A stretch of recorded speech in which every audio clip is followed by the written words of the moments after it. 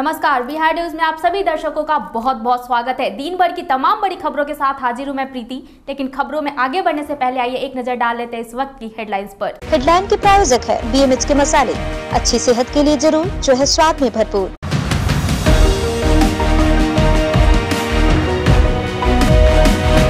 Supreme court के SC/ST act में संशोधन के आदेश से कुपित भीम आर्मी ने रामविलास पासवान के खिलाफ जमकर की नारेबाजी।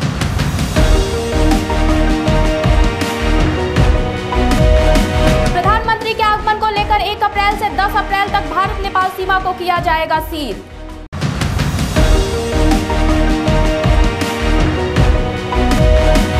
और नरकटियागंज के हाई स्कूल के प्रांगण में 15 निर्धन कन्याओं का विवाह हुआ संपन्न।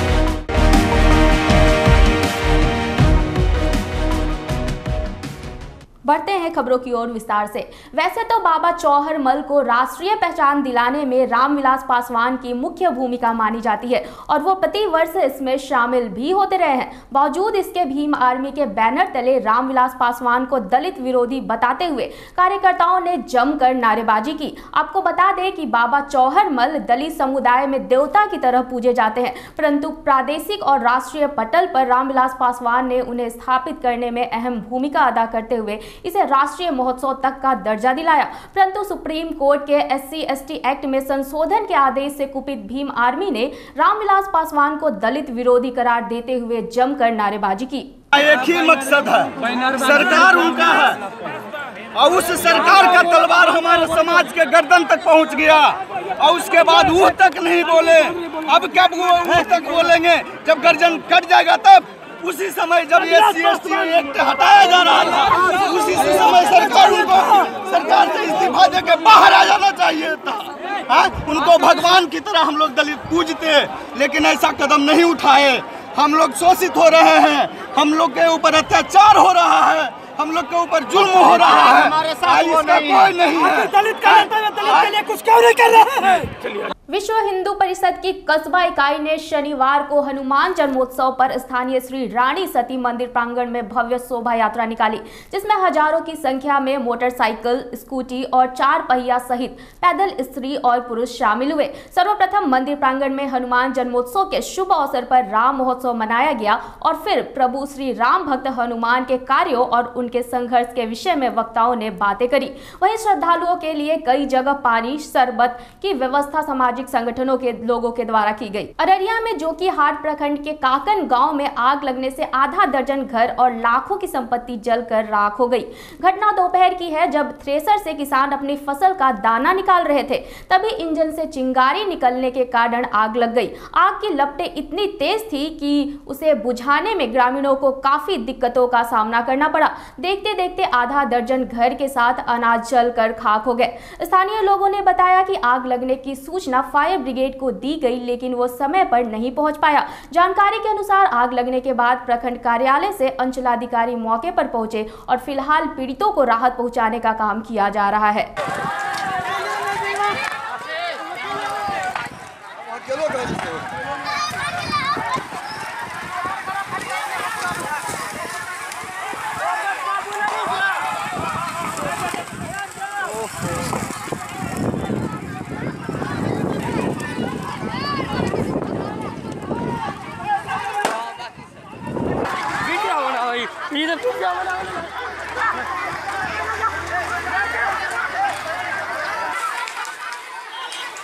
बीती रात सड़क दुर्घटना में एक अज्ञात व्यक्ति की मौत और कई गाड़ियों के खराब हो जाने के बाद NH 31 पर यातायात पूरी तरह से ठप हो गया, जिससे हाथीदह थाना अध्यक्ष अविनाश कुमार, मोकामा थाना अध्यक्ष कैसर आलम और मरांची थाना अध्यक्ष राजीव कुमार पटेल सारी रात जगकर यातायात सामान्य कराने में जुटे रहे।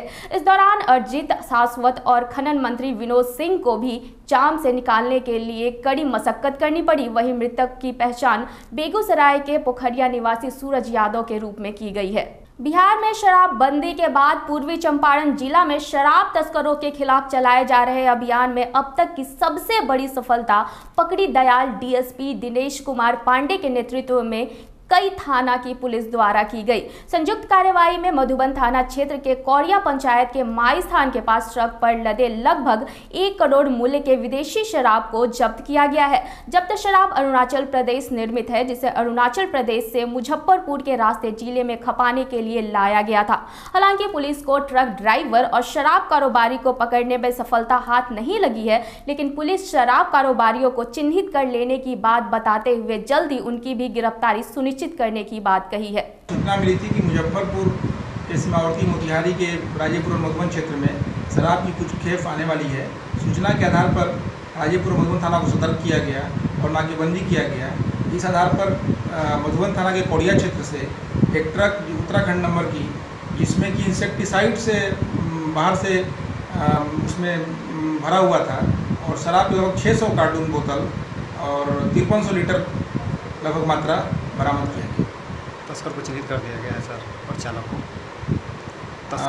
लगभग आधा दर्जन लोगों को चिन्हित किया गया है जो कि शराब की खेप लाने में थे, और बाकी कहाँ से आ रहा था और कहाँ नीचे किनको डिलीवरी होना थी, सारी चीज़ें अभी अनुसंधान का विषय है और किया जा रहा है। प्रधानमंत्री नरेंद्र मोदी के आगामी 10 अप्रैल के आगमन को लेकर पूर्वी चंपारण जिला से सटे भारत नेपाल सीमा सील रहेंगे। 1 अप्रैल से लेकर 10 अप्रैल तक सीमा को सील रखा जाएगा। दरअसल पूर्वी चंपारण जिले का अधिकांश सीमाई क्षेत्र नेपाल से जुड़ता है, जिस सीमाई इलाके को काफी संवेदनशील भी माना जाता है। प्रधानमंत्री के आगमन को लेकर सुरक्षा के दृष्टिकोण से नेपाल बॉर्डर सील करने के बाद नेपाली अधिकारियों और पूर्वी चंपारण जिले से लगे अन्य जिलों के अधिकारियों के साथ लगातार वार्ता और खुफिया सूचनाओं का आदान प्रदान भी किया जाएगा और इसके साथ ही सीमा पर निगरानी और लगातार पेट्रोलिंग भी की जाएगी।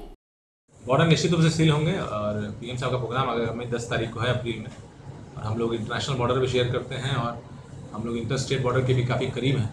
हम लोग 4 जिलों से बॉर्डर शेयर करते हैं, बेतिया से, गोपालगंज से, मुजफ्फरपुर से, सीतामढ़ी से। उसके अलावा नेपाल से हमारा अंतर्राष्ट्रीय सीमा है। हम लोग 1 तारीख से नेपाल की सीमा पर जितने भी थाने हैं उन पर हम लोग 24 घंटे निगरानी रखने वाले हैं, और उस पर प्रॉपर एक चेक पोस्ट बनाया गया है जिसपे कि सभी आवागमन वाले लोगों की फिस्किंग होगी और व्हीकल्स का भी चेकिंग होगा। और सीमावर्ती प्रांत के जो अलग अलग एसपीज हैं ज़िलों के भी और नेपाल से सटे ज़िलों के भी, उनके एसपी से भी हम लोग कोऑपरेशन सीख कर रहे हैं और अपनी तरफ भी वो लोग चेकिंग करेंगे। ये एक स्टैंडर्ड प्रोटोकॉल है और इसका करना बहुत आवश्यक है सुरक्षा के मामले में। नरकटियागंज के हाई स्कूल के प्रांगण में शनिवार के रात्रि 15 निर्धन कन्याओं का विवाह संपन्न हुआ। इस विवाह को देखने के लिए हाई स्कूल के प्रांगण में जन सैलाब उमड़ पड़ा था। इस विवाह में लोगों ने दूर दूर से आकर वर वधू को अपना आशीर्वाद दिया। इस शादी का आयोजन समाज सेवियों के द्वारा किया गया था। इसमें वैसे लोगों की शादी हुई जिसकी आर्थिक स्थिति सही नहीं थी। ऐसे मुस्कुराते रहो, देखो कितने अच्छे लग रहे हैं। ये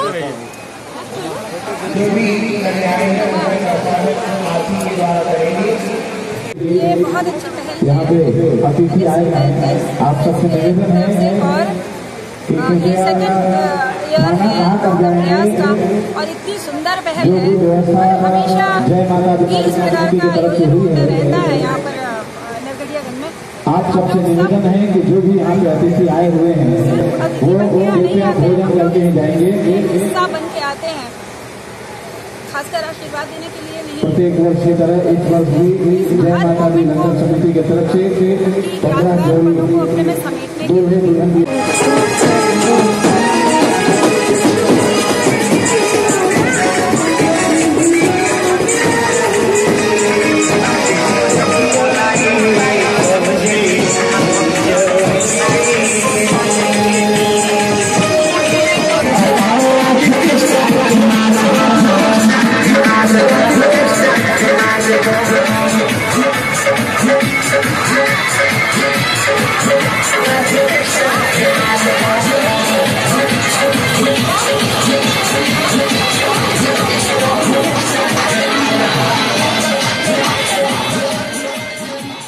सिवान में अपराधियों का तांडव थमने का नाम नहीं ले रहा है। कभी बाल गृह से आकर सिवान में गोली मारते हैं तो कभी जेल में बंद अपराधियों के आदेश आने पर बेखौफ अपराधियों ने लूट, हत्या जैसी घटना को अंजाम दे रहे हैं। एक बार फिर दिन दहाड़े बेखौफ अपराधियों ने महादेवा ओपी थाना क्षेत्र के महादेवा में एक वार्ड पार्षद को गोली मार दी।